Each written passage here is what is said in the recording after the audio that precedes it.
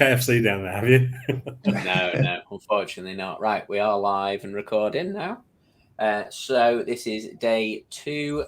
We're 3 weeks out. We're going to put up a couple of bets each and a lay each. And kicking us off this time first is Jono again. Hello. Right, something slightly better than the last one. Go with the first race to Ballymore. I think it's a very open race. Probably more open than it's been for many a year, to be honest. And one I like, double figure odds, is In the Pocket. I think 12 to 1 each way is a pretty fair price, to be honest. So you're laying at 12 to 1 each way, Jono?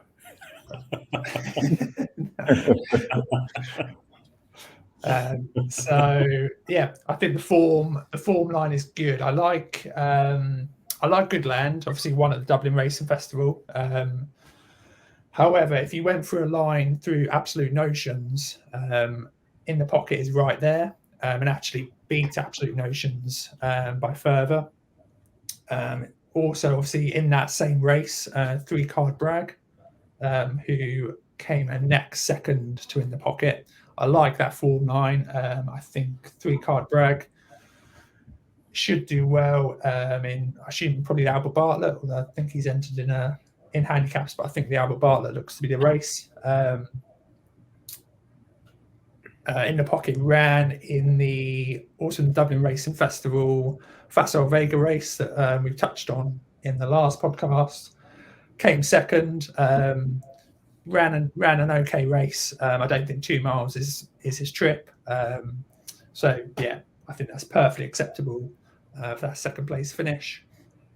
I think, to be honest, obviously Henry de Bromhead's horses aren't quite as fashionable this year. I think if they, understandably, you could argue, especially with how the kind of horses that have come over to the UK during the winter have fared. It's been a pretty poor showing. But I think probably in past years, the horse would have had a few more followers. Obviously, Henry and Rachel would have been kind of a combination over the past couple of years that have done well. So I think, given the front of the market is quite open, I'm not dead against those at the front of the market. I think it's quite an even contest. I don't think you can be too bullish on any of them. I'd love to see Gaelic Warrior win, but just question how good he is. I'm in 2 minds. 1 minute I think he could be a superstar. Still don't quite get the vibes that he is, perhaps. Right-handed is an issue. Impaired pass, good. That the stable vibes do seem to be kind of, they litter the kind of special wording with him. So maybe he is. Hermes Allen has done nothing wrong. Shallow hurdle form has been stacking up. But yeah, I think you can make a case for plenty of these. Champ Kylie even. Can't really knock him too much. But yeah, considering there's quite an even keel at the front, kind of 3 or 4 in the market, I actually think In the Pocket at that double figure price is pretty good. And yeah, based on I think that kind of Good Land is probably the last, Ballymore / Albert Bartlett trial that we've had at Leopardstown. I think In the Pocket comes right into that through the line of Absolute Notions. So he would be my first pick at 12 to 1 each way. In terms of my second pick, it would be Gerri Colombe, although I imagine, is he one you're going to talk about, Kev? Yeah. I will let you talk about him. I imagine you and Paul might go up against each other on that one. In terms of the lay, I think for me this one stands out to a T. It's for me in the bumper a 7 to 2. I think that there's a lot better judges than me of bumper horses, but I know several of them have kind of ripped apart that initial race just for the depth. There's no depth to it. It had nothing in the race that warrants the price he is.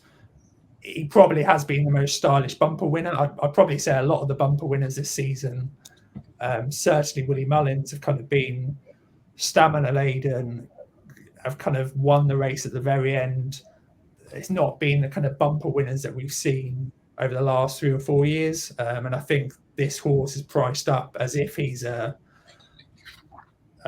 Envoy Allen, a Facile Vega, an Appreciate It, a Fernie Hollow. He's not even won a listed or graded bumper. Half the field are going to come in with I think we're kind of going back to a bumper that you could run this 10 times, get 7 or 8 winners. I don't think you can be bullish about any horse. I expect Patrick Mullins probably will ride him. That will keep the price short. I think he'll go a favourite still. Obviously, it's point to point. That will draw people in as well. But yeah, for me, he's the absolute obvious lay of day 2. I wouldn't be touching him at all for the bumper. I like those, Johnny. I do think you might as well give some of your stuff for Gerri Colombe, because you'll have done. We all know you do better research than I do. Research. Yeah. So my research for it was seeing that Jamie Codd said that he's the horse he'd most like to ride. So there we go. Jamie Codd's napped him. There's no point me saying anything else. There we go. I think there's little to this race. In all honesty, I can't have Time Hill at all. Don't like his profile. I don't particularly rate the horse too much. He's set a fair standard in kind of stayers hurdles, those 3-mile hurdle trips. Come to the game too late for me. Not a fan, and I've not been a fan of him chasing either. He also went over to France and kind of bombed out there. So I'd be dead against him. Who do you think would ride him with Tom O'Brien being out? To be honest, I could not say, because he's not even in my consideration. Not even worried about him. Yeah. I could not say. Do you have any thoughts? I don't actually. I'm not sure who. Well, Mihal Nolan is the number 2 there, isn't he? I think. Yeah. So I'm guessing, he's the one that's doing the work in the morning. So yeah. Probably. But trainers are often reluctant to use the sort of more junior jockeys and then go, big name hunting, don't they? So who knows? Hobbs tends to be a bit more circumspect than most, though. I wouldn't be shocked to see Mihal Nolan ride. No. Fair play. Yeah, I mean, to be honest, doesn't matter who rides him. He's not going to win. The real whacker, I can't have him against Gerri Colombe at all. I quite like the horse, but I just think this is another level. You don't think the fact that it's over 3 miles and not 5 miles will make a difference? Sorry, carry on, Johnny. That's passed me by. Well, Jerry needs 5, and the real whacker probably needs 3. So, and for me, I think you're going to get quite a small field for this. Sir Gerhard is going to be, if he turns up, which I think he probably will, he's going to be the kind of key contender. Ramillies, I think, sounds like he might show up. He obviously, I think there is a bit of form that brings him and Gerri Colombe in together. Is it Tenzing, I think? I really like the profile of Gerri Colombe. We know that he's a stayer. 3 miles will be to his liking. Yeah, probably longer. But the fact that he's been able to run over 2.5 miles, I think ground was a big issue with the horse going into this season. He was kind of ended up last season with big ground concerns, fragile horse, obviously missed the festival. It was a big price anti-post, but he was always a worry, because you just wondered, will he even show in the spring festivals? How can he will he keep kind of the whole season fit and well. I think the fact that he's been taken in these shorter trips. I think you said, Paul, previously that for I don't know for how long, but the RSA winner, you don't want them starting over 3 miles. You want them to start on a shorter trip. That's what he's done as well. I think the fact that he's proven himself over these shorter distances on the better ground, I think he's got very, very few question marks. I think 100% you'll see a better horse over 3 miles. I'm not too worried about the ground now either. So Gerhard I like. Obviously a dual festival winner. I completely get the angle that he's been a better bumper horse, a better hurdles horse. Ran an okay chasing debut, but he's coming off the back of one chase run. Yes, he's 4-0. He's 4-0 though, John, isn't he? Because he was the better pointer, he was the better bumper horse, he was the better hurdler, he was the better of the two of them on chase debut. Now, okay, Gerri Colombe has gone on and had the opportunity to do more since then, but he's just better. Did you think he was better on his chase debut? I mean, yeah, I do. Well, Gerri Colombe, I think, was very solid throughout. Yeah, I think Gerri Colombe has been solid against nothing. Well, he's won 2 Grade Ones. That's the problem with Gerri Colombe for me. It's one of the problems. I'll go next and do my lay, shall I? Yeah. I think he's just beaten nothing is the bottom line here. It's not hard to look good when you're a decent horse when you've got nothing to beat. You look at what he ran against in his bumpers, what he ran against in his hurdles. I'll name the horses. Tell me if you know them. The Higher Road and Walter Gray he beat in his bumpers. In his hurdles, he beat Ali Rose. You will know Ida's Boy, but Ida's Boy is a 135 hurdler and so far looks no better over fences. Over fences, he's beaten one of Kev's favourite horses, real top quality horse. That's one Bron. Adamantly chosen, which has been beaten by literally every horse you can possibly mention. But we'll finish second and third to anything really. And Balco Coastal, who I think is massively overrated. That's it. There's no quality piece of form in there. And Gordon Elliott constantly said prior to Christmas that this horse wants soft ground. He's got to get his toe in, or he probably won't even go to the festival. He then changes his mind that he no longer needs that, and over 3 miles, it's not a problem. Well, it either is or it is or it isn't. You can't have that both ways. And he's been saying that for 2 years. He's only changed his mind just before the festival. Is he training a different horse? What's going on? And look, I don't doubt he's a decent horse, and I don't think this is a particularly good Brown Advisory novice chase. But I think it's easy to be seduced by a horse that's got ones by its name.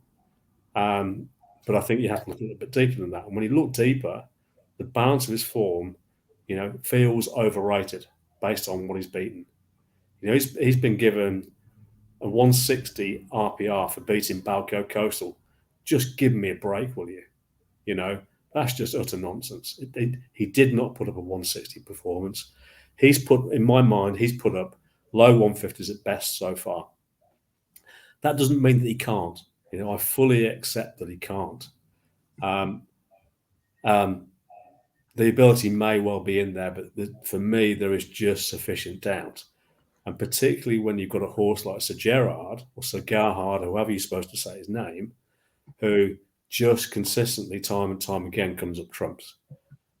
I agree with John. I think Sir Gerhard will come to this race because all of his form's on the old course. And I think the doubt that they have about perhaps when they've gone to Leopardstown and he's had the couple of times he's underperformed, I don't think they'll want the doubt that he could underperform on the new course. So I think he'll come to this race. He's a very good point-to-point horse. people will say he's only run once over fences. Well, he hasn't, has he? You know, albeit it was a long time ago, and you know, quite happy to take that on the chin. But if somebody's going to have a horse that's relatively inexperienced going into a festival over fences and get away with it, it'll be William Mullins, won't it? Because he's done it before. You know, that's a stat that I'm prepared to completely ignore. And this isn't about sort of being blinded. You know, the other thing that people will say about Sir Gerhard is that he didn't jump well on that chase debut. Well, I actually don't agree. I thought he was a bit sticky over the first 3 or 4 when they were going literally no pace, when he was having to climb over the fence because there was no momentum. But as soon as they got racing, I thought it was really good. It was just as good as anything we'd seen from Gerri Colombe once he got going. And they aren't going to be hanging around in a brown advisory dawdling around, are they? So we don't have that problem. So, you know, I don't have an issue around the jumping between the two of them.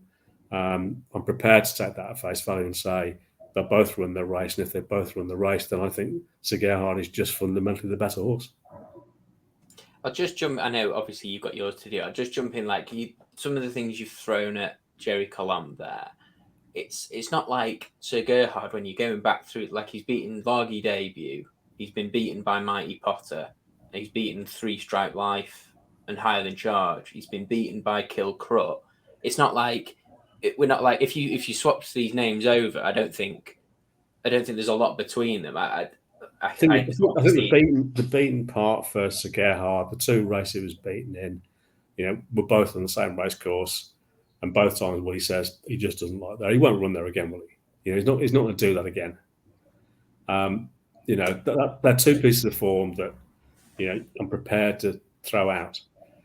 The other thing I would say is that he's actually the more experienced, despite the fact that Gerri Colombe's had the 3 chases. You know, overall, Sir Gerhard is the more experienced horse. You know, he's been there and done that. He's been in those big races, those big Grade 1 races. You know, the only the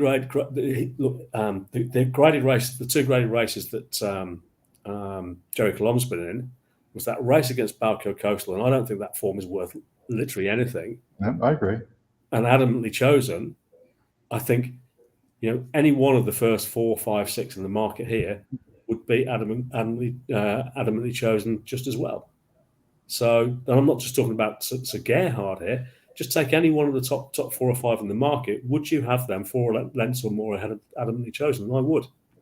So I don't think the form's worth anything, if I'm really honest. I think the thing with the form is it's not like we're not saying he's won and thrashed these, but I think the better horse he runs against, he'll run better. Like I like his attitude. I like that he finds off the bridle. Yeah, that's great. Something that you'll need. And it's I suppose that this is coming down to like Sir Gerhard versus Gerri Colombe. And I just, for me, if we were talking, if Sir Gerhard was double figures, with no doubt in my mind, I wouldn't have a thing to say. I'd be like, yeah, fair enough. With his back class, that's fine. But when you can get, when it's 5-2 and 5-1, I'd rather have the knowing it's in the book. And I know obviously that they weren't strong graded races. They won Grade 2, Grade 1s, isn't it? So, but they're not the strongest. I agree. Other horses could have won them.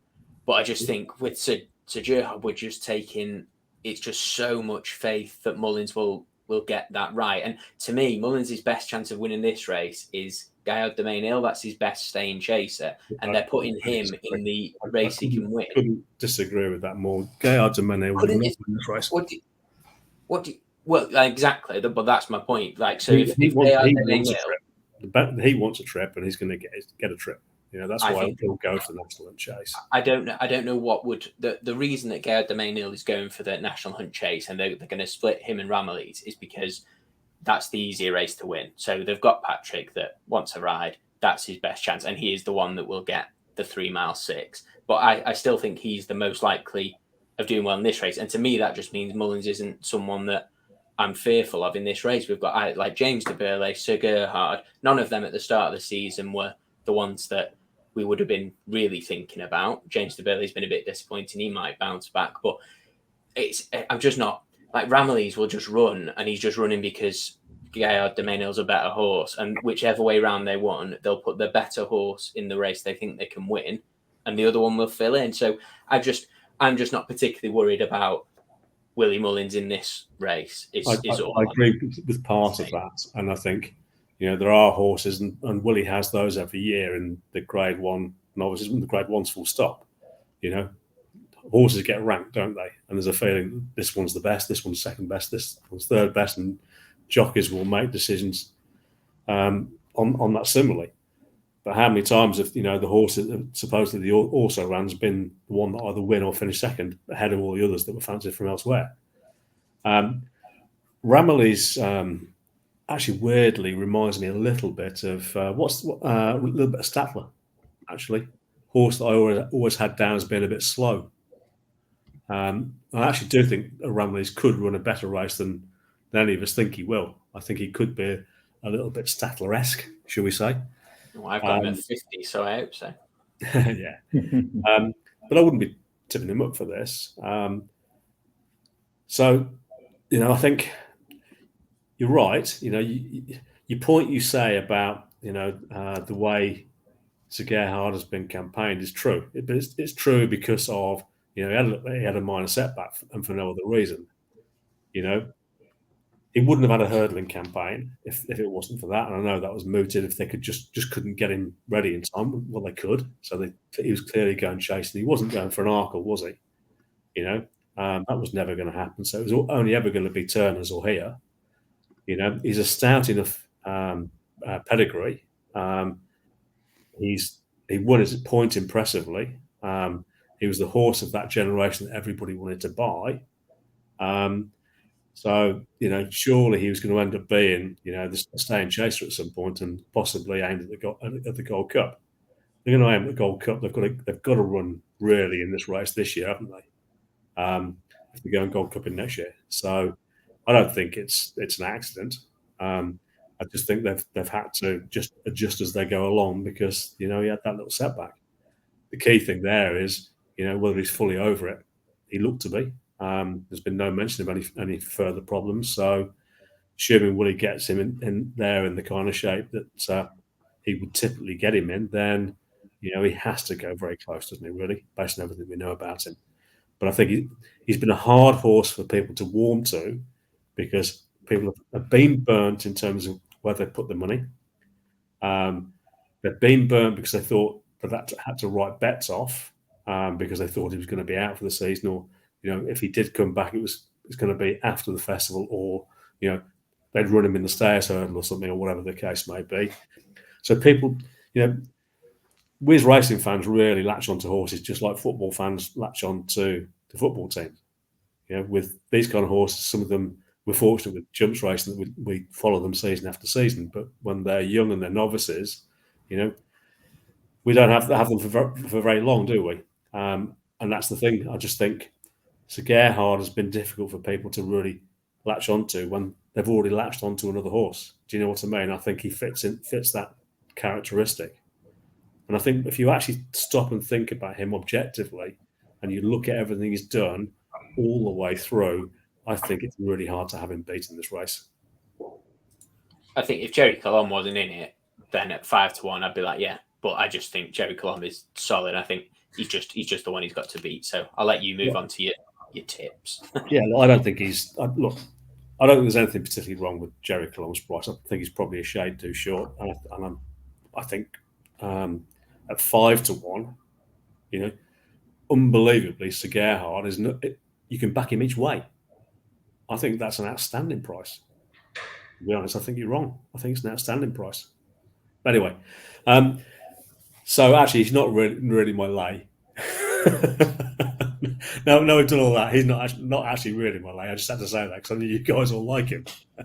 My real lay is the same one as Jono's. Actually, it's for me. It's just an absolute rancid price, 3-1 in the probably the most wide open bumper we can ever remember. I mean, just seriously. I mean, the bookies these days are taking the piss, aren't they? The reality is there shouldn't be a horse at single figure price in this bumper. It's going to be oversubscribed because everybody's got a chance, really. I mean, I backed him beforehand. I've got him on board at 33-1, and I won't be the only one that's on at that price, but I bet that none of us that are on at that price are confident at all. I'm hardly ruining my hands, should we say. If I was looking at that right now, fresh at 3-1, I'd be laying him like crazy. And clearly, I am going to lay a fair old chunk of that back because he's going to give me a nice bet and then some some free bets. So, but he's just a terrible price. It's a joke, quite frankly. I get the point that Jono says. He perhaps looked a bit pacier than some of the stayer types or horses. Well, it's easy to look pacey against a field that was just terrible. What he beat has done absolutely nothing since then. All he did was pull away from trees, really. So, visually that looks pacey, but that doesn't mean he's actually pacey. I reckon probably any one of the first 10 or 15 horses in that bumper market would have beaten those horses just as well. And anybody that's trying to figure out the bumper horse for this year, who's going to win the bumper, good luck to them, because I'm not even going to bother trying anymore. It's just that bad. So in terms of the horse that I'm going to put up, so the first one I'm going to put up again is probably a bit of a surprise. A horse that's running tomorrow actually in the National Spirit Hurdle. I think he's having that run to clear his pipes because he's just had a wind up, and then might even get dropped a pound or two. And this is a horse that will run in the Coral Cup, and that's Brewing Up a Storm. He's 33-1. He's a standing dish around Cheltenham. He knows his way round blindfold. The handicap has dropped into 148. Bear in mind, this is a horse that was a Grade 1 novice. He has an outstanding chance. And if you actually look back at the Coral Cup, it's littered by horses winning and placing with a similar profile to him. Horses that have been much better in the past or perceived as being much better in the past, but they still have that bit of quality and they're just nicely handicapped. I think he's got a really good chance at 33-1. I think he's a massive price.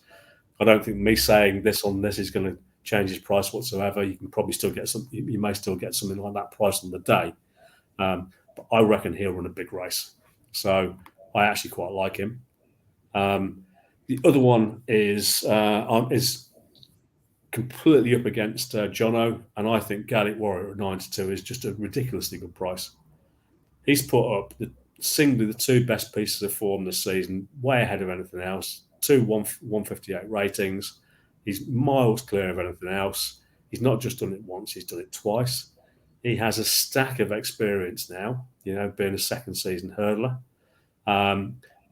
He has the experience around the old course at Cheltenham that others won't have. I actually kind of hope that Danny Mullins rides him. So the rumour is that Paul Townend will probably end up on the other one.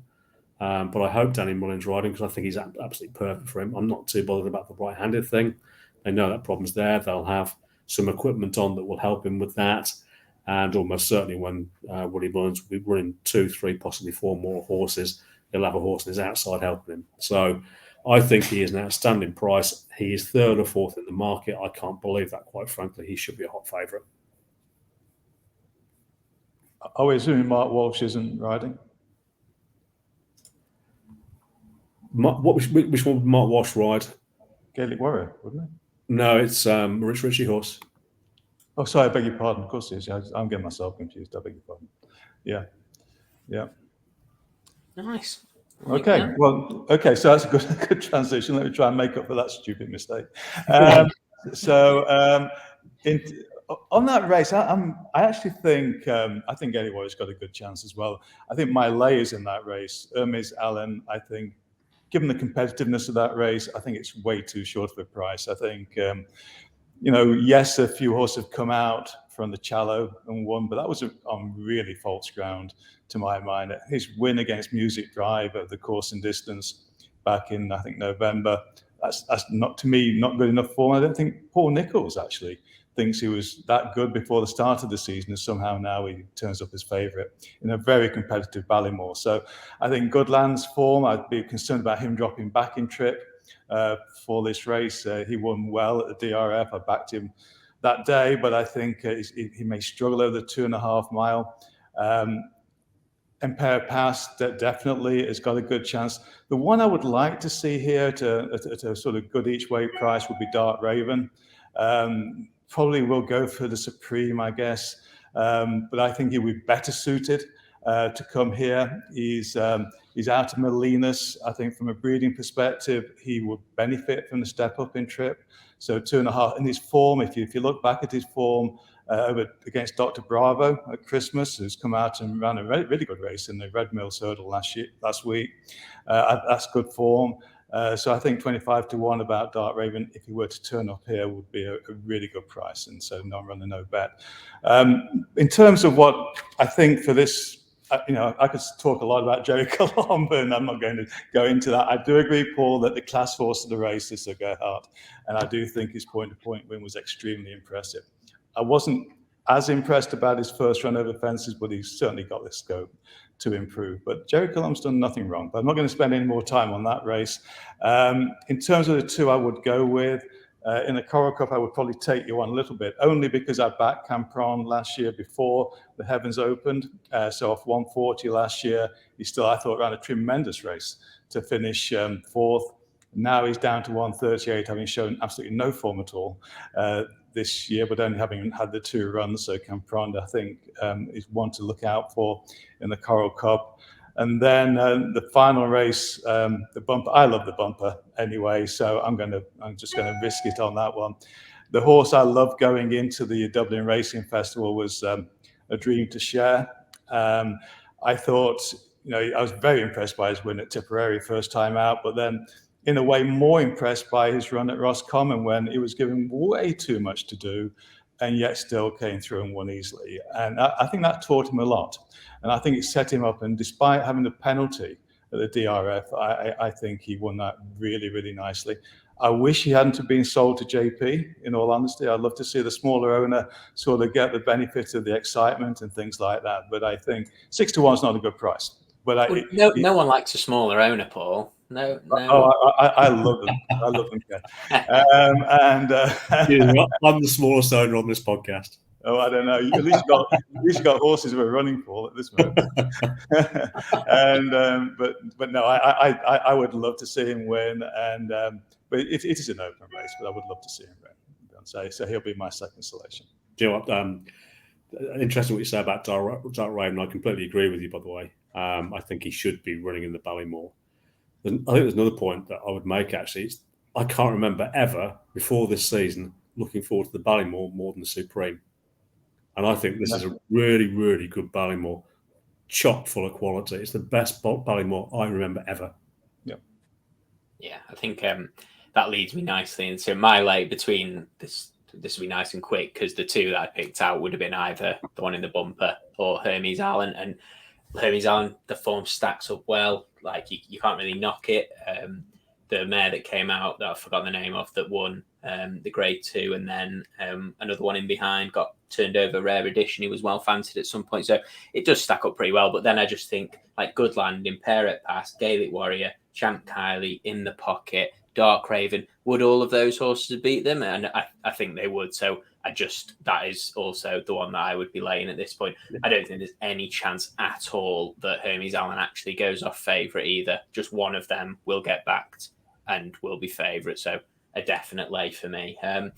Despite naming all those horses and us saying how deep the race is, I am actually going to put one up in the Ballymore at 80 to 1, which is the horse that went off favourite for the Tolworth in authorised speed. So there's a little bit of 80 to 1 with Unibet at the moment, but there's 40 to 1 non-runner no bet, which is pretty good. I've only picked this up today from Aaron Ladd, put it in his diary.